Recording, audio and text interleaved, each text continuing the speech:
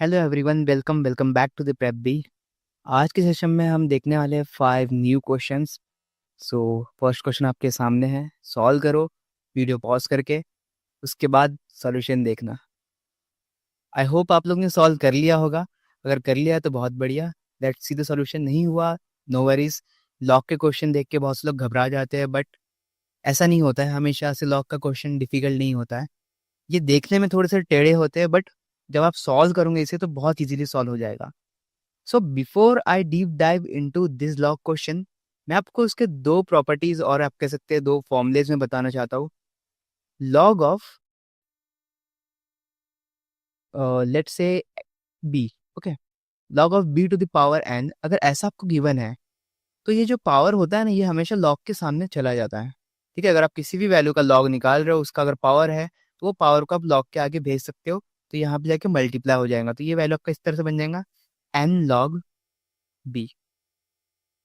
ठीक है, अगर मान लो बेस है, बिकॉज इस केस में तो हमारे पास बेस भी है, तो बेस में क्या होता है, अज्यूम करो अगर बेस का पावर अगर है, लेट्स से बेस ए है, A to the power N है, okay, log base A to the power N of B.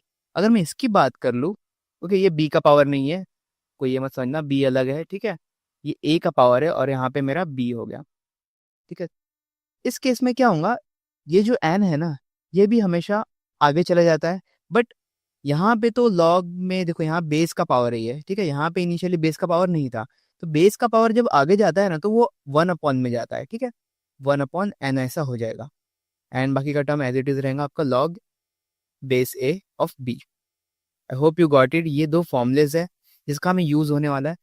अब अगर आप क्वेश्चन पढ़ोगे, क्वेश्चन में क्या गिवन है, if log x minus two, okay, if log base x minus 2 of 3x minus 2 is equal to log base x minus 2 the whole square into, okay, not into, of x plus 2 whole square। Okay, तो थोड़ा पढ़ने में देख लेना, मैं कभी कभी multiply पढ़ देता हूँ बट मल्टीप्लाई नहीं है। ओके, कैसे पढ़ना, लॉग बेस ऑफ जो भी रहेगा, ठीक है, सो लॉग ऑफ, लॉग का बेस जो है ये है, यहाँ पे ये है। अब मैं अगर फॉर्मूले लगाऊँ, अप्लाई करूँ, तो क्या हो जाएगा, यहाँ पे ये जो 2 है ये आगे आ जाएगा, राइट, यहाँ सिमिलरली ये 2 भी आगे आ जाएगा, तो ये 2 जब आगे आएगा तो ये क्या होगा, ऊपर चला जाएगा, एंड ये 2 जब आगे आएगा तो कैसा होगा, 1/2 आ जाएगा, एंड बाकी का टर्म इस तरह से बन जाएगा, log of log base x minus two of x plus two, इस तरह से बन जा रहा है। बिकॉज ऑफ दिस ये कैंसिल हो गया, तो eight the end of the day हमारा इक्वेशन क्या बच रहा है, हमारा इक्वेशन इस तरह से बच रहा है, log x log base x minus 2 of 3x minus 2 is equal to log base x minus 2 of x plus 2।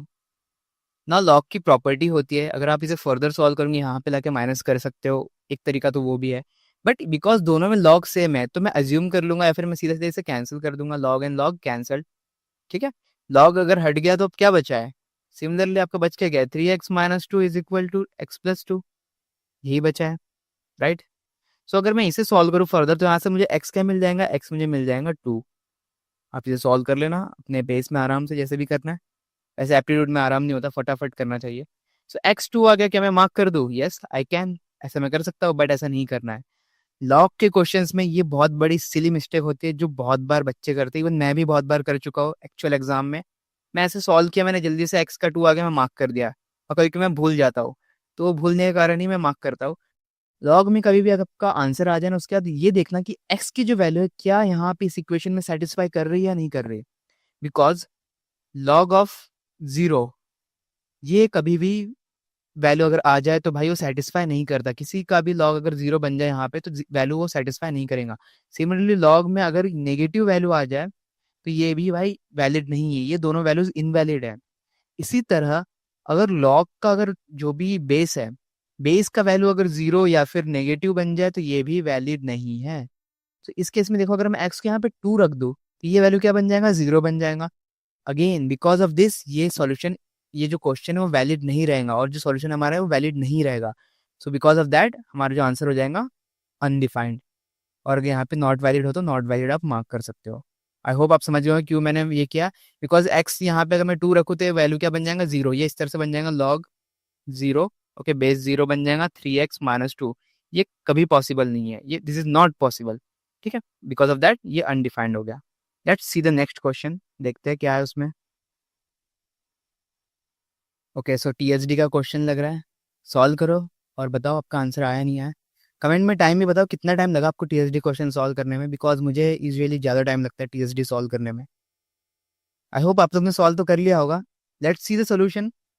Question क्या कह रहा है, Sameer normally takes 8 hours to drive Agra to Chandigarh. Okay, so Agra से, here is my Agra, here is my Chandigarh. Agra से चंडीगढ़ जाने में जो समीर को यूजुअली है ना 8 hours लगते हैं, ठीक है। Today his car developed some fault at Noida, a city between Agra and Chandigarh. Okay, तो अगेन आगरा और चंडीगढ़ की बात कर लेते हैं, या फिर सेम ही रखते चलो इस तरह से। तो यहाँ से यहाँ जाने में कहीं पे बीच में नोएडा आता होगा, राइट। और यहाँ पे उसे मतलब गाड़ी में कुछ इशू आ गया, so because of that 24 minute यहाँ पे उसको वेट करना पड़ा बनने के लिए, जो भी है। He drove at speed of 25% more than the normal speed. Okay, so normal speed कुछ तो होगा, उसका 25% उसने ऐड कर दिया। तो 25% अगर मैं फैक्टर में जो आपको इस तरह से लिख दो, फैक्टर स्टफ क्या कहते हैं इसे यार, मैं भूल गया, रेशियो के फॉर्म में कहो या फिर इस फॉर्म में अगर मैं लिख दूं, ठीक है, तो 1/4 होता है। एंड 1/4 मतलब मैं मान सकता हूँ कि 4 की स्पीड है, तो 1 जो है वो एक्स्ट्रा चल रहा है। तो मैं कह सकता हूँ यहाँ पे इस केस में, नॉर्मल केस में वो 4s की स्पीड पे जाता है। तो इस केस में क्या हो, वो 4s की स्पीड पे नहीं 5s की स्पीड पे चलने लगा। ठीक है, ये तो समझ में आ रहा है, 5s की स्पीड पे चलने लगा, राइट। आपको समझ में आएगा। 25% अगर आप बढ़ा दोगे तो ऐसे भी कर सकते हो। आप मान लो पहले 100% स्पीड था, अब 125 बढ़ गया तो 125% की स्पीड पे जा रहा है। बट बिकॉज स्पीड गिवन नहीं है तो मैंने 4s और 5s ले लिया, ठीक है। He reach the destination 12 minute earlier than the normal time. But वो यहाँ पे चंडीगढ़ में वो जल्दी पहुंच गया। कितने मिनट जल्दी पहुंच गया? 12 मिनट्स। अब समझो इसे, अब आगे क्या पूछा है मुझे अभी ध्यान नहीं देना, पहले इसे समझो। अगर कोई बंदा स्पीड बढ़ा ले, ओके, यहाँ से यहाँ तक जो है आगरा से नोएडा तक, तो वो 4s की स्पीड पे जा रहा होगा, राइट। क्योंकि ऐसे हमें गिवन नहीं कि उसने पहले स्पीड बढ़ाया नहीं बढ़ाया, उन्होंने कहा है डायरेक्टली वो बाद में बढ़ाया। Okay, he drove at a speed of 25% fix होने के बाद। मतलब मैं मान के चल रहा हूँ पहले जो यहाँ तक नोएडा तक जब आया होगा, वो अपनी सेम यूजुअल स्पीड पे, उसे थोड़ी पता है ये गाड़ी खराब होने वाली है, तो सेम स्पीड पे 4s की स्पीड पे आ रहा था। बाद में जब गाड़ी खराब हो गई, यहाँ फॉर 24 मिनट उसने वेस्ट किया, तो उसे लगा कि नहीं अब गाड़ी भगाना चाहिए, तो उसने गाड़ी भगाया स्पीड बढ़ा के। तो यहाँ से नोएडा से लेके चंडीगढ़ तक की जो स्पीड थी वो अब 5s की स्पीड हो गई, राइट। अब उसने 5s की स्पीड में क्या क्या कवर किया उसने, ये 24 मिनट तो कवर किया, साथ ही साथ ये 12 मिनट भी कवर कर लिया। मतलब इन टोटल उसने 36 मिनट उसने क्या किया, कवर किया है उस स्पीड की इंक्रीज होने के कारण। 36 मिनट को अगर आप आवर्स में लिख दो तो आप 36/60 कर सकते हो। तो ये कुछ आपका बन जाएगा 0.6 आवर, ठीक है, ऐसे आप लिख सकते हो। अब समझो ये आपने निकाल लिया है, अब मैं स्पीड पे खेल लूँ। देखो यहाँ पे मुझे कुछ और गिवन नहीं पूछा, क्या गया क्वेश्चन, पहले पढ़ लेता आगे। The ratio of distance between Agra to Noida, okay, Agra and Noida, to that between Noida and Chandigarh is. मुझे पूछा है डिस्टेंस किसके बीच में, आगरा टू नोएडा, ओके, आगरा से नोएडा तक का जो डिस्टेंस है और नोएडा से चंडीगढ़ तक का जो डिस्टेंस है, इसका रेशियो पूछा है, ठीक है। इसका रेशियो मतलब सिंपल सी बात है, यहाँ से यहाँ का डिस्टेंस, यहाँ से यहाँ का रेशियो पूछा है। तो अब इसे सॉल्व करते हैं। अब मेरा फॉर्मूला जो रहता है टीएचडी का, टीएचडी सिंपल, दैट इज मैंने बताया था एक बार पहले भी, T into S is equal to D, इसे टीएचडी कहते हैं हम, राइट। इस केस में डिस्टेंस तो दोनों में सेम है, तो मैं टाइम या फिर स्पीड पे ही खेल लेता हूँ फिलहाल के लिए, क्योंकि मुझे देखना है कि यार स्पीड क्या रही होगी, कैसा क्या होगा, ठीक है। तो यहाँ पे इस केस में अगर मैं मान लूँ, यहाँ देखो स्पीड मुझे क्लियर है, स्पीड का जो रेशियो है किस तरह से मिलेगा मुझे, पहले वो 4 की स्पीड पे जा रहा था, नया स्पीड क्या होगा उसका 5 का, ये ओल्ड हो गया उसका स्पीड, ये न्यू स्पीड होगा उसका, ठीक है। ये स्पीड था, बट टाइम का जो चेंजेस हुआ है, टाइम क्या चेंज हुआ, टाइम जो था टाइम उसका उल्टा हो जाता है, ओके। अगर आप रेशियो का रेसिप्रोकल कर दो तो यहाँ पे आ जाएगा 5:4, ओके। तो अगर टाइम उसका रेसिप्रोकल अगर बन जाएगा, तो इस केस में देखो यहाँ पे इनके बीच में कितने का वेरिएबल आ रहा है, 1 का। इस 1 की वैल्यू कितना, ये चेंज है 1 का, ये 1 किसके कारण हो रहा है, 36 मिनट के कारण हो रहा है। जिसे हम आर में बात करते तो 0.6 आर बोल सकते हैं। तो ये जो 1 का चेंज है 0.6 आ रहा है, मतलब कि ये 5 का जो वैल्यू होगा वो कैसा होगा, 1 अगर 0.6 है, ठीक है, 1 अगर 0.6 है तो 5 कितना होगा, उसे मल्टीप्लाई कर दो। तो 5 into 0.6 it is nothing but 3 बन जाएगा आपका, 3 6, ठीक है। और 4 को कर देंगे तो ये बन जाएगा 2.4। तो ये बन गया मेरे टाइम का रेशो। ये किसका रेशो बन गया मेरे? टाइम का रेशो। स्पीड का रेशो कैसे निकालोगे? स्पीड का रेशो सिंपल यार, टाइम मिल गया, स्पीड का रेशो आपके पास ऑलरेडी है, तो आप डिस्टेंस निकाल सकते हो। देखो मुझे डिस्टेंस रेशो में पूछा है ना, डिस्टेंस अगर रेशो में पूछा है तो मैं इजीली खेल सकता हूँ। अब आपके ऐसे एक डाउट होगा कि यार आपने टाइम तो निकाल लिया, लेकिन ये कैसे निकाला, कहाँ से कहाँ तक का? देखो ये जो टाइम है ना, मैंने यहाँ से निकाला, नोएडा से लेके चंडीगढ़, मैंने इसका सिर्फ टाइम की बात की अभी तक फिलहाल में। अगर मैं यूजुअल स्पीड पे जाऊँ नोएडा से चंडीगढ़, अगर मैं यूजुअल स्पीड पे जाऊँ, यूजुअल जो था मेरा 4 का स्पीड पे अगर मैं जाऊँ, ठीक है, तो मुझे यहाँ से यहाँ जाने में कितना, 3 आवर्स लगेगा। ठीक है, यहाँ से यहाँ जाने में यहाँ नोएडा अगर है, नोएडा से चंडीगढ़ जाने में 3 आवर्स लगेगा अगर मैं यूजुअल स्पीड पे जाऊँ।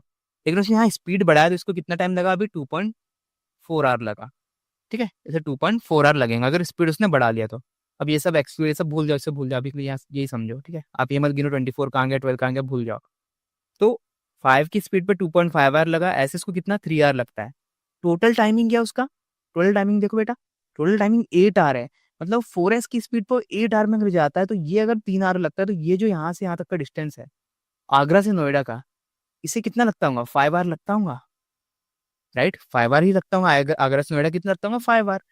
तो अब देखो, अब यहाँ पे आ गया मेरा वैल्यू। अगर मैं स्पीड की बात कर, टाइम की बात कर लूँ, टाइम क्या बन गया इसका? प्राइम का रेशो बन गया 5:3। कहाँ से? आगरा से नोएडा जाने में 5 आवर, नोएडा से चंडीगढ़ जाने में 3 आवर्स। ये मिल गया किसका रेशो? मुझे मिल गया ये टाइम का रेशो मिल गया। अब आपको पता ही होगा जो टाइम और डिस्टेंस है, इन दोनों का रिलेशन कैसा है? ये डायरेक्टली प्रोपोर्शनल है। बिकॉज ये डायरेक्टली प्रोपोर्शनल है, तो इसलिए मेरा जो यहाँ पे डिस्टेंस का जो रेशो आएगा वो भी कैसा आएगा? 5/3 आएगा। आप पूछ सकते कि यार यहाँ पे क्यों उल्टा किया फिर? देखो ये उल्टा इसलिए होता है क्योंकि अगर मान लो डिस्टेंस अगर कांस्टेंट है, अगर डिस्टेंस कांस्टेंट है ना, तो उस केस में क्या हो जाता है, ये जो वैल्यू है ये यहाँ पे चला जाएगा। बिकॉज यहाँ जाएगा तो कैसा हो जाएगा? 1 अपॉन में जाएगा, ये यहाँ मल्टीपल है, यहाँ पे डिवाइड में। इसलिए हम क्या करते हैं, यहाँ पे रेसिप्रोकल लेते हैं। टाइम और स्पीड कैसे एक दूसरे के लिए इनवर्सली प्रोपोर्शनल है, बट यहाँ डिस्टेंस जो है दोनों के साथ, टाइम के साथ हो या फिर स्पीड के साथ हो, कैसा है? डायरेक्टली प्रोपोर्शनल है। आई होप यू गॉट इट। तो समझ में आया तो बढ़िया है, नहीं समझा तो फिर से देखो, समझ में आ जाएगा। और नहीं समझ रहा है फिर भी तो कमेंट करो, देखते हैं कुछ और करेंगे, इसका समाधान निकालेंगे। टिल देन नेक्स्ट क्वेश्चन पे आते हैं हम। Okay, so another interesting question, आप इसे सॉल्व करो, देखो आपसे हो रहा है नहीं हो रहा। आई होप आप लोग ने किया होगा, कुछ तो ट्राई किया ही होगा। क्वेश्चन देखने में इजी है, ऑल्दो मैं कहूँगा इजी तो है ही, बट कभी कभी ये लेंदी हो जाता है ये क्वेश्चन। सो जैसे ही मैं नोट देखता हूँ ना, कभी कभी मुझे लगता है अरे यार इतना लेंदी कैसे होगा। लेट्स सी क्या है यहाँ पे पूछा है। Aninda has to make payment of ₹26,000 to Aurobindo. Okay. While making the payment, he used a total of 250 notes of rupees 20, 50, and 200. In how many distinct ways could he do that if it is known that he used at least one note of each denomination?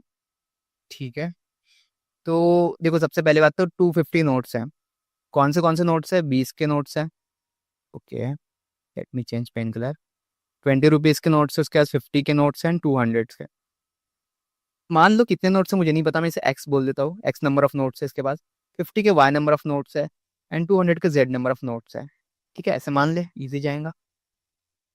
अब 250 notes है, इसका मतलब क्या हुआ? इसका मतलब यही हुआ ना कि X plus Y plus Z, इसकी वैल्यू 250 हो जाएंगी, राइट? क्योंकि 250 नोट्स है उसने बोल रहा है, तो 250 अगर 20 एक्स नोट्स है, 50 वाई नोट्स है, 200 के मतलब जेड नोट्स है, तो इनका अगर ऐड कर दो 200 नोट्स 250 नोट्स हो जाएंगे, राइट? सिमिलरली अगर मैं इसे मल्टीप्लाई कर दूं, मैं कह रहा हूं कि 220 into X plus 50 into Y plus 200 into Z, ये अगर मैं कर दूं तो मुझे क्या मिल जाएगा? ये कर दूंगा तो मुझे 26,000 मिल जाएगा ना, 26,000 मिल जाएगा। ये समझ में आ रहा है? नहीं आ रहा तो फिर से देखो, इसे वापस रिवाइज रिपीट करो, बैक जाओ। चलो तो फिर आगे बढ़ते हैं, आप तुमने मुझे लगता है बैक जाके देख ले आऊंगा, तो आगे बढ़ते हैं। अब क्या करना? अब मुझे पूछा है कि कितने डिस्टिंक्ट वे में आप इसे डिस्ट्रीब्यूट कर सकते हो। तो एक तो होता है आपका पीएनसी का approach, I am not sure कैसे करना है पीएनसी से, बट एक होता है, मुझे याद आ रहा है पार्टीशन मेथड से शायद हो जाए, बट मैं यहाँ नहीं लगाना चाहूंगा, मैं इजी वे बताऊंगा। जिसे नहीं आता पीएनसी, जिसे कुछ नहीं पता, वो कैसे सॉल्व कर सकता है, मतलब मेरे जैसा बंदा कैसे सॉल्व करेंगे, उससे मैं उस वे में समझाता हूँ। अब देखो यहाँ पे एक्स वाई जेड है, तो अगर मैं बोल दूं कि यार ये जो वैल्यू है पूरी वैल्यू, लेट से मैं इसको कुछ बोल देता हूँ, मैं जेड की वैल्यू मान लेता हूँ।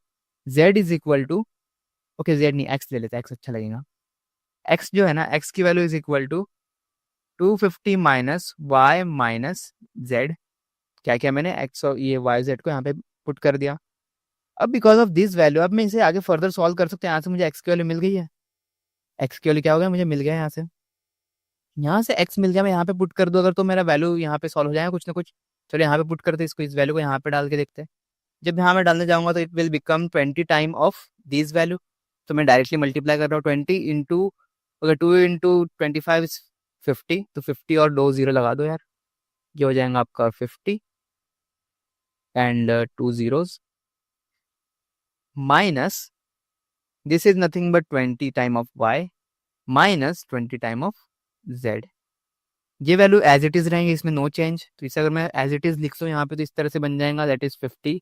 ओके आप लोग लिख लेना, ठीक है, मैं यहाँ पे डायरेक्ट सॉल्व करता हूँ। ये वैल्यू एज इट इज यहाँ पे आ जाएंगे, ठीक है। अब 50 में से ये 20 माइनस हो जाएगा तो कितना बचेगा, 30y, राइट। और चलिए एक काम और कर लेते हैं। अच्छा, ठीक है मैंने लिख लिया तो कोई नहीं। मैं यहाँ पे जीरो को पहले ही कैंसिल कर सकता था और मैं इसे थोड़ा और छोटा बना सकता था, बट अब चलो अब मैंने ऐसे कर दिया तो कोई बात नहीं।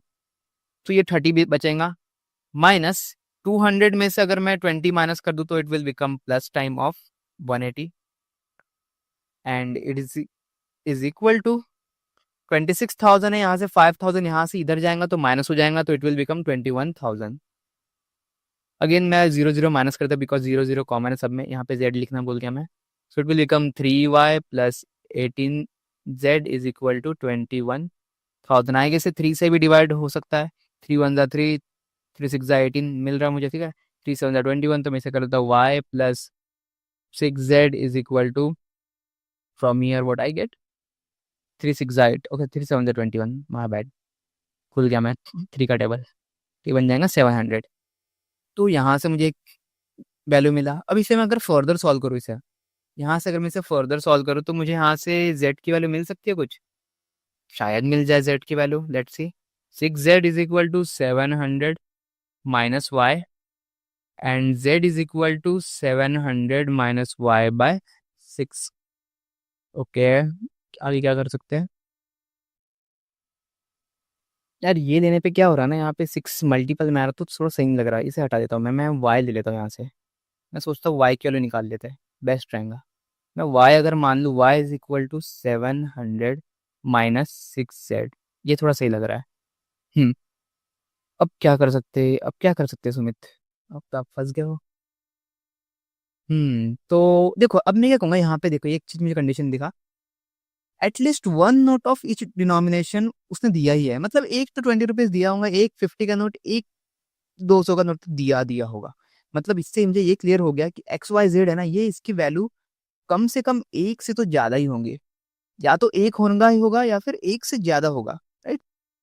तो एक से ज्यादा होगा तो मैं इसे कह सकता हूँ ना कि y is nothing but this value is nothing but, मैं यहाँ से बोल सकता हूँ कि y जो है ना ये ग्रेटर देन इक्वल टू 1 है।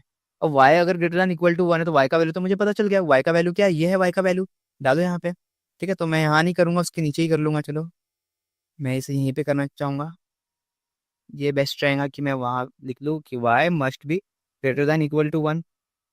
और बिकॉज ऑफ दिस जैसे इस तरह से बन जाएगा 700 minus 6z is greater than equal to 1। And यहाँ से मुझे 6z की वैल्यू मिल जाएंगी, 6z is greater than equal to 700। और अगर मैं इसे फर्दर सॉल्व करूँ, is greater than equal to z का वैल्यू क्या मिल जाएगा, 700 को 6 से डिवाइड करो, 6 1 6, देन इट विल बिकम 10। तो 6 again 6 1 6, so what left, then 4 बचेगा, ठीक है। 10 में से 4 तो 4 हो गया, तो 6 6 36, देन पॉइंट, पॉइंट में समथिंग। तो यार पॉइंट में तो नोट देगा नहीं, तो मैं इतना दिमाग लगाता नहीं हूँ, मैं 1 ही इतना ही रहने देता हूँ।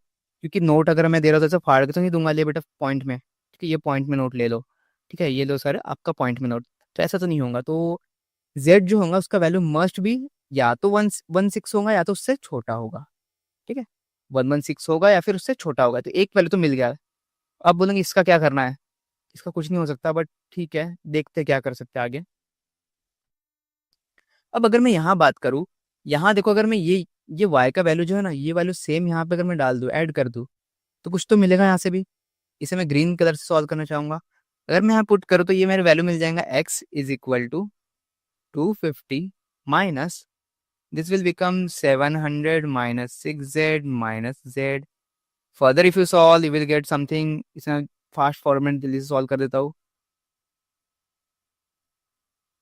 और x का जो वैल्यू रहेगा वो भी सेम वे में अगर मैं बताऊँ x must be greater than equal to 1 because x must be greater than equal to 1 है, तो ये वैल्यू मैं इस तरह से लिख सकता हूँ that is 5z minus 450 is must be greater than equal to 1 and because of this. अब देखो यहाँ ये नेगेटिव है तो मैं इसको यहाँ भेजूंगा ना कि इसको भेजूंगा, क्योंकि मुझे पॉजिटिव वैल्यू चाहिए। नोट नेगेटिव में थोड़े दूंगा मैं, ठीक है। और पॉसिबल भी नहीं है नेगेटिव में देना, कैसे पॉसिबल कर सकता कोई। ये हो जाएगा 451, हाँ ऐड हो जाएगा तो 451, ये 1 है तो 451 हो जाएगा। तो z कितना मिल जाएगा, z इज नथिंग बट 5 से डिवाइड करो तो 5 9 जा 45 एंड ये 1 है तो कुछ नहीं कर सकते, तो 90 में मान के चलता हूँ, ठीक है। तो ये कुछ इस तरह से बन गया 90। रेंज दिख रहा है आपको, कुछ समझ में आ रहा है रेंज कि यार ये वैल्यू जो है 90 से बड़ा हो सकता है, ठीक है। और आई गेस मैं गलत कर दिया। देखो जब ये देखो ना बड़े वाले में, इसमें गलत हो गया क्योंकि 90 पॉइंट कुछ तो आएगा यहाँ पे, कितना आएगा 2, 90.2 इससे बड़ा होना चाहिए। इससे बड़ा मतलब इंटीजर वैल्यू जो है ना वो होना चाहिए कम से कम 91, ठीक है। तो ये चीज़ ये ध्यान रखना, मैं बहुत बार गलती कर देता हूँ, आप मत करना ये। तो ये 91 से बड़ा होना चाहिए जेड का वैल्यू, तो रेंज मिल गया मुझे 91 से बड़ा, ठीक है। मतलब यहाँ अगर मैं जेड रख दूँ तो 91 से बड़ा या तो उसके इक्वल या फिर उससे बड़ा, और किसके से छोटा 116 से छोटा। अब जितने z के वैल्यूज यहाँ पे होंगे उतने तो कॉम्बिनेशन होंगे ना। क्या मैं x और y का भी निकाल के चेक कर लूँ, नहीं मैं वैसा नहीं करूँगा। मैं इसमें चेक करूँगा कि यार z के कितने वैल्यूज बन पा रहे हैं। अगर इतना z बन पा रहा है तो बाकी भी तो उतना ही बनेगा, तो यहाँ से मुझे डायरेक्टली आंसर मिल जाएगा। तो आप इसे माइनस कर लो, इसका रेंज निकाल लो। कैसे निकालोगे, सिंपली कुछ नहीं करना है, ये जो है final term minus initial term, इसे फाइनल मान लो इसे इनिशियल मान लो, ठीक है। तो आपका वैल्यू बन जाएगा इस तरह से, final minus initial plus 1, Y plus 1, because ये दोनों वैल्यू कैसे है काउंट हो रही है, ये दोनों भी इंक्लूडेड है। इंक्लूडेड होने के कारण यहाँ पे +1 करना है। That's it your answer. जो भी आएगा कमेंट सेक्शन में बताओ कि इतना कैलकुलेशन सबको आता होगा, मैं मान के चलता हूँ। अगर ये भी नहीं हो रहा आपसे बच्चा तो क्या करूँ मैं, कुछ नहीं कर सकते। आगे बढ़ते हैं। अब ये क्वेश्चन जो है LCM of two numbers numbers का दिख रहा है और इजी सा है, आई गेस कोई भी कर सकता है। कोई भी मतलब हाँ जिसको आता है बेसिक थोड़ा बहुत वही, मतलब ठीक है। ट्राई करो, अगर आपसे हो रहा नहीं हो रहा मुझे बताओ कितनी देर में ये हुआ है और आंसर क्या है इसका। आई होप आप तुमने कर लिया होगा। Let's see the solution. LCM of two numbers is 120 and their product is 480। अब एलसीएम ऑफ टू नंबर्स, पहले तो टू नंबर क्या है। मैं इसे बोल सकता हूँ दो नंबर कुछ भी हो, लेट्स से दो नंबर पहले मान लेते हैं। दो नंबर एक हो सकता है ए और B, Y A B, X Y तो बहुत ले लिया, अब ए बी ले लेते हैं, ठीक है। एक ए होगा एक बी होगा, ये दो नंबर हो गए, ठीक है। दो नंबर मतलब वो वाला दो नंबर नहीं, तो ये टू नंबर्स है। बट बिकॉज ये एलसीएम हम निकाल रहे तो हम इसमें एक जो है ना एचसीएफ भी ले लेंगे। एचसीएफ मतलब हाईएस्ट कॉमन फैक्टर, जो कि कॉमन होगा दोनों में। तो यहाँ पे भी मैंने एच ले लिया, यहाँ पे भी एच ले लिया। अब दो नंबर सही बन गए, ठीक है। एक नंबर मेरा ये बन गया, एक नंबर मेरा ये बन गया, ठीक है। जिसमें कि एच जो है दोनों में कॉमन है, कॉमन होगा तभी तो एलसीएम निकालोगे भाई, ठीक है। अब इसका एलसीएम निकालोगे तो क्या बन जाएंगे, इसका एलसीएम इस तरह से बन जाएगा। एलसीएम में क्या होता है, एलसीएम में हम जो भी कॉमन कॉमन टर्म रहते हैं वो लेते हैं, और जो रिपीट होता है उसको हम इग्नोर करते हैं, मतलब एक बार ही लेते हैं, बार बार नहीं लेंगे। तो यहाँ पे एच दोनों जगह रिपीट हो रहा है, तो अगर एच दोनों जगह रिपीट हो रहा है तो हम एच को एक बार ही लेंगे। एच एक बार आ गया, ए एक बार आ गया, बी एक बार आ गया, ये बन गया आपका एलसीएम। दिस इज व्हाट, यही है आपका एलसीएम। एच क्या था, एच था हाईएस्ट कॉमन फैक्टर, मतलब दोनों में कौन सा बड़ा नंबर है, कौन सा बड़ा मल्टीपल है जो दोनों में कॉमन है, उसको हम बोलते हैं HCF. I hope you got it. इसकी वैल्यू मुझे गिवन है 120, ठीक है। इसकी वैल्यू मुझे गिवन है 120 एंड देयर प्रोडक्ट इज 480। किसका प्रोडक्ट, नंबर का। ये तो मेरा नंबर है ना, ये क्या है, मेरे नंबर्स है। इसका प्रोडक्ट मुझे पूछा है, गिवन है 480। इसका प्रोडक्ट मतलब कि मैं बोल सकता हूँ एच इंटू एच ए जो है इसका मल्टीप्लाई कर दो एच बी से। This is given to me that is 480। इसे फर्दर सॉल्व करते ही बन जाएगा एच स्क्वायर ए बी, इसकी वैल्यू मिल गया 480। अब अगर आप लॉजिकली सोचो क्या मैं एच इजीली निकाल नहीं सकता हूँ, एच इजीली निकाल सकता हूँ ना। देखो एच कैसे निकाल दूंगा, ये वैल्यू जो है एच ए बी, यहाँ भी तो एच ए बी है ना, यहाँ पे एच 2 बार है, तो मैं अगर ऐसे एच कॉमन निकलता है एच ए बी की वैल्यू तो यहाँ भी मिल गई मुझे। बात तो सेम हो रहा है ना, ये भी मल्टीप्लाई में यहाँ भी मल्टीप्लाई में, एक ही बात है। इसका वैल्यू मुझे गिवन है 120, तो एच मिल गया मुझे यहाँ से। एच क्या मिल जाएगा 480 डिवाइडेड बाय 120। आप बोलेंगे अब ये 120 यहाँ कैसे गया, बेटा ये मल्टीप्लाई में है, यहाँ इधर भेज दिया मैंने डिवाइड में। इसका वैल्यू 120 इसलिए मैंने 120 ऐड कर दिया, 0 0 कैंसिल, 12 से डिवाइड करूंगा तो 4 टाइम, तो एच आपका आ गया 4।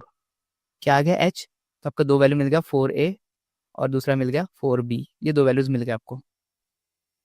पूछा क्या गया है, which of the following can not be their sum, can not be their sum, ऐसा कौन सा वैल्यू जो सम नहीं हो सकता। तो सबसे पहले मैं लॉजिकली देखूंगा यार, इनको अगर मैं ऐड करूँ तो क्या मिलेगा, 4 time of a plus B, यही मिलेगा। अब आप कहोगे ये कैसा हो गया, ये अजूबा कैसे हो रहा है, थोड़ा सा स्पीड में कर लो बेटा। 4a प्लस 4b, इसको सॉल्व करूंगा तो ये मिल जाएगा, ठीक है।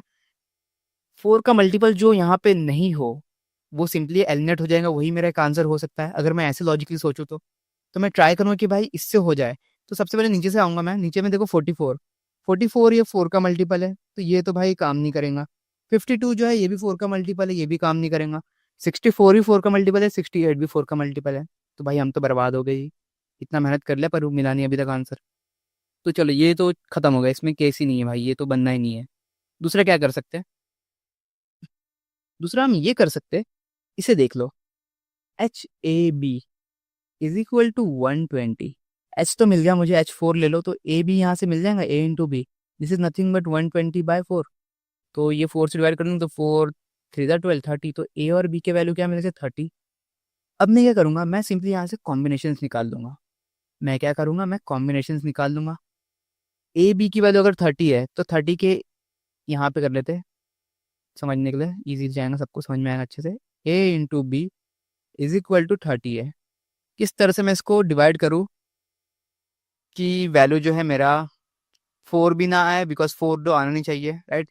4 या फिर कुछ भी कॉमन ना मिलना चाहिए, तो मैं अगर मान लो इसे 1 इंटू 30 कर सकता हूँ, इज इट, ठीक है ये कर सकते हैं। दूसरा क्या होगा 2 इंटू 15, यस ये भी हो सकता है। तीसरा क्या होगा 6 इंटू 5, हो सकता है। इसके बाद क्या हो जाएगा, एक और नंबर कुछ सोचो क्या हो सकता है। 5 टू द 10, 10 इंटू 3, और तो कुछ होगा नहीं, आई डोंट थिंक सो इसके अलावा कुछ है क्या कुछ, सोचने दो मुझे भी, आप भी सोचो। तो इसके अलावा कोई और वैल्यू तो मुझे लग नहीं रहा है, ठीक है। और देखो ये अभी भी याद रखना, क्योंकि ये हमें कॉमन भी नहीं बनाना है। आप ये नहीं बोल सकते कि दोनों को इक्वल भी तो कर दो, सेम वैल्यू कुछ बन जाए तो, नहीं नहीं ऐसा नहीं करना कभी। कभी भी याद रखना, ये केस में अगर आपने एचसीएफ निकाल लिया हो ना, एचसीएफ निकालने के बाद जो बाकी के ए और बी होंगे ये एक दूसरे से को प्राइम होंगे। को प्राइम, अब ये क्या चीज़ है भाई, ये क्या नया बवाल है। को प्राइम मतलब ये होता है कि दोनों कॉमन नहीं होना चाहिए, मतलब अगर एक 5 है तो एक 3 हो सकता है, दोनों में कुछ भी कॉमन नहीं होना चाहिए और दोनों एक दूसरे से अलग होने चाहिए, ठीक है। इसे हम को प्राइम कहते हैं। तो क्या इसमें से मान लो कोई और एक मैं वैल्यू लिख दूँ 1 और 5, क्या ये को प्राइम है, हाँ ये को प्राइम है। क्या 6 और 5 को प्राइम है, यस को प्राइम है, ठीक है। तो उसे को प्राइम कहते हैं, क्योंकि कॉमन नहीं हो कुछ, इसमें प्राइम नहीं हो, मतलब ऐसा नहीं कि प्राइम नंबर से कुछ लेना देना नहीं है, बस वो दोनों अलग होने चाहिए, उसको को प्राइम कहते हैं, ठीक है। आप इसका डिटेल में जान सकते हो, बहुत मतलब इन डेप्थ जाऊंगा तो बहुत टाइम हो जाएगा, ठीक है। ऑलरेडी 28 29 मिनट हो चुका हूँ आई गेस। तो हाँ, तो अब यहाँ पे आते हैं, ये वैल्यूज मिल गया मुझे ए और बी का, मुझे क्या पूछा है उसका सम पूछा है, तो इसका सम कर लो यार, सम करने में क्या आएगा, ये बन जाएगा आपका 31। इसका सम अगर मैं कर दूँ तो इसका मिल जाएगा मुझे 17। इसका सम कर लूंगा तो ये मिल जाएगा मुझे समथिंग वॉट 11, ये मिल जाएगा मुझे 13। अब इसे मैं किससे मल्टीप्लाई कर दूंगा, इसे 4 से कर दो, इसे भी 4 से कर दो, इसे भी 4 से कर दो, इसे भी 4 से कर दो मल्टीप्लाई। तो यहाँ पे है ये चीज़, वैल्यू देख रहे हैं 4 क्यों, क्योंकि एच जो है 4 है, हमें इनका ऐड चाहिए, ये देखो यहाँ पे ये चाहिए मुझे, ठीक है। तो ए और बी अगर ये मिल रहा है तो इसको ऐड करके मैंने 4 से मल्टीप्लाई कर दिया। अब मुझे बताओ कमेंट में कि कौन सा इसमें से ऑप्शन है जो कि कैन नॉट बी देयर सम होगा। कैसे देखोगे, चेक करो इनका वैल्यू, जो यहाँ पे जितने मैच हो गए वो सही होगा, जो मैच नहीं हुआ उसको आप मार्क कर देना, वही आपका आंसर होगा। आई होप यू गॉट इट। और ये कहीं से तो कॉपी किया है क्वेश्चन, तो पता नहीं टीम ने कहाँ से उठा के लाई है, जो भी सोर्स होगा विल सी, सही होना चाहिए आंसर बस। सो ऑल्सो गाइज, जो क्वेश्चंस होते हैं यहाँ पे बहुत सारे सोर्सेस से लिए जाते हैं, एंड इंस्पायर्ड भी होते हैं कुछ क्वेश्चंस, कुछ क्वेश्चन मैं खुद भी बैठ के बनाता हूँ कभी कभी, तो वो भी है। Let's see. यहाँ पे देखते हैं, ये क्वेश्चन में थोड़ा इंटरेस्टिंग है और देख के लग रहा हूँ कि यार गेम्स एंड टूर्नामेंट्स कैसे आ गए यहाँ पे, बट गेम्स एंड टूर्नामेंट्स नहीं है, समझो इसे। आई होप आप लोगों ने सॉल्व तो कर लिया होगा, मैं मानता हूँ, इसलिए मैं आप समझाने नहीं जा रहा हूँ। Game of pairs is the game played using two number machine in which a player exactly earn points only when he selects positive integer numbers in each machine such that their product is 480। तो यार कुछ तो game है, game में उसको point तब मिलेगा जब दो उसके पॉजिटिव इंटीजर होने चाहिए, दो पॉजिटिव इंटीजर और उसका प्रोडक्ट कितना बनना चाहिए 480। मतलब दो पॉजिटिव इंटीजर ए और बी अगर मुझे मिल रहा है, क्या यहाँ पे एच ले लूँ मैं? नहीं, मुझे एच सेप की जरूरत नहीं है अभी फिलहाल, तो एच नहीं लेना है। इसका प्रोडक्ट जो है ना 480 बनना चाहिए, इसका प्रोडक्ट जो है वो 480 बनना चाहिए। In how many ways can a player select positive integers so that he earn points? तो कितने वेज में जो है आपका प्लेयर जो है वो ऐसे मतलब वैल्यूज निकाले कि वो पॉइंट जीत जाए? कैसे निकालोगे आप लोग? क्या आप लोग कैसे काउंट करेंगे? इसको 1 ले लोगे, इसको फिर 480 ले लोगे? क्या ऐसे करोगे? हाँ, ऐसे कर सकते हो आप, ऐसे कर सकते हो, बट कुछ मिस हो गया तो कैसा? अब सॉल्व करो पहले तो, ऐसे भी अगर आपने यहाँ तक पहुँच गए तो इसे पॉज करो, फिर से यहाँ से सॉल्व करो और बताओ कैसे करोगे। अगर आपने कर लिया है तो बहुत बढ़िया। अब आगे देखो, मैं बताता हूँ इसे कैसे करना चाहिए। ये तरीका तो सही है लेकिन बहुत लेंदी है, 480 इज अ बिग नंबर। तो ये बेटर नहीं होगा अगर मैं बोलूँ कि ए और बी का जो मल्टीपल होगा वही मुझे निकालना है ना? तो अगर मुझे ए मिल जाए कि ए की वैल्यू क्या होने वाली है, तो बी तो अपने आप मिल ही जाएगा, मल्टीप्लाई में ऑब्वियसली। अगर मैं 2 रख दूँ तो बी जो भी ऐसे डिवाइड कर देंगे तो बी आ जाएगा अपने आप ही, राइट? तो अगर मुझे ए मिल जाए तो मैं बी अपने आप निकाल सकता हूँ। तो क्या मैं डायरेक्टली फैक्टर्स नहीं देख लूँ इसके कि इसके फैक्टर्स कितने हैं? नंबर ऑफ फैक्टर्स डायरेक्टली मैं ये चेक कर सकता हूँ ना, नंबर ऑफ फैक्टर्स के कितने हैं। तो अब तो ये आसान हो गया, इजी हो गया मेरे लिए। नंबर ऑफ फैक्टर्स आपको पता ही होगा कैसे निकालते हैं। कैसे निकालोगे? सबसे पहले तो इसके प्राइम फैक्टराइजेशन करो इसका। इसको जब प्राइम फैक्टर इसका निकालने जाओगे तो इसका वैल्यू कुछ इस तरह से बनेगा। कैसे निकालते प्राइम फैक्टर्स तो भी बता देता हूँ यार बच्चों के लिए। सबसे ईजी वे जो कि मैं भी बहुत बार करता हूँ, बच्चों वाला वे है लेकिन ईजी है। पहला प्राइम नंबर 2 है, 2 से डिवाइड कर लो तो 2 2 जा 2 4 जा, ठीक है। अगेन 2 से कर लो तो ये हो जाएगा 2 1 जा 2 2 जा। अगेन 2 से ही कर लो यार, बढ़िया है, अच्छा लग रहा है, 2 से जा रहा है तो 2 6 जा। फिर से 2 कर लेंगे और मज़ेदार हो गया भाई, 30। फिर से 2 कर लो यार और बढ़िया हो रहा है, तो मज़ा आ रहा है। ठीक है, अब 2 से नहीं कर पाऊंगा क्योंकि 15 आ गया, 15 को 2 से नहीं कर सकते। इसका 3 और 5 से कर सकते, 3 5 जा। यू कैन सी मैंने सिर्फ प्राइम नंबर से किया है, मैं किसी और दूसरे नंबर से किया भी नहीं है। और नंबर आपको ऐसा गिवन रहेगा जो कि प्राइम का फैक्टर होगा ही होगा। यहाँ पे 2 कितने होगा? 1 2 3 4 5। मतलब मुझे मिल गया 2 to the power 5 into 3 into 5। मुझे क्या पूछा है? मुझे दो नंबर ऐसे चूज करने हैं जिसका प्रोडक्ट 480 होना चाहिए। तो अगर मैं ए चूज कर लूँ तो बी अपने आप मिल जाएंगे जैसे मैंने कहा है। तो अगर मैं ए चूज करने के लिए मुझे क्या करना होगा? मुझे देखना है कि भाई ए के पास कितने वैल्यूज है, ए कितने बार आ सकता है, मतलब इसके पास कितने ऑप्शन है ए के पास। तो मैं डायरेक्टली यहाँ पे क्या करूँगा, नंबर ऑफ फैक्टर निकाल लूंगा, जो कि ऐसे मिलेगा मुझे। नंबर ऑफ फैक्टर जो है आप इस तरह से निकाल सकते हो। ओके, फॉर्मूला आपको पता ही होगा कैसे निकालते हैं। जो इसका पावर होता है ना, जितने हमारे प्राइम नंबर उसका पावर जो भी है उसमें +1 कर देना। जो भी हमारा वैल्यू है उसमें +1 करना है। तो आपको क्या करना है, 5 + 1 into 1 + 1 into 1 + 1। This is the way you can find out number of factors. तो ये हो गया 6 into 2 into 2। In short 4 6 24। So 24, here you can see the 24 is my answer, that's it. ये तो मैंने ही कर दिया। आप लोग ने कैसे सॉल्व किया इसे बताओ मुझे। कोई अलग तरीका हो, कोई ईजी वे हो तो बताओ, let me know, I am happy to learn. Okay, so we are done today. आगे बढ़ते हैं, कुछ और करेंगे। एंड इस वीक आई गेस मैं कुछ प्लान कर रहा हूँ लाइव सेशन का। तो अगर आप ये रिकॉर्डिंग या फिर ये सेशन यूट्यूब पे जब ये जाएगा आज के दिन, तो अगर आप आज देख रहे हो तो बहुत बढ़िया। अपकमिंग 1 और 2 डेज में हम लाइव मिलने वाले हैं। कुछ आपके डाउट्स जो भी हो वहाँ पे लेके आओ, हम सॉल्व करेंगे। और आपके दोस्त हो उनके डाउट्स उन्हें भी लेके आओ। और ये वीडियोस अगर आपको समझ में आ रहा है, आपको ये क्वेश्चन सॉल्व करने में मज़ा आ रहा है, अपने दोस्तों के साथ भी शेयर करो। नहीं बोलो कि यार प्रैक्टिस कर ले। At the end of the day sharing is caring, you know. So for now we are done with this session and I wish you the best. अच्छे से करो पढ़ाई। कुछ डाउट्स हो तो feel free to ask, feel free to connect. Till then take care, bye bye, जय सिया राम।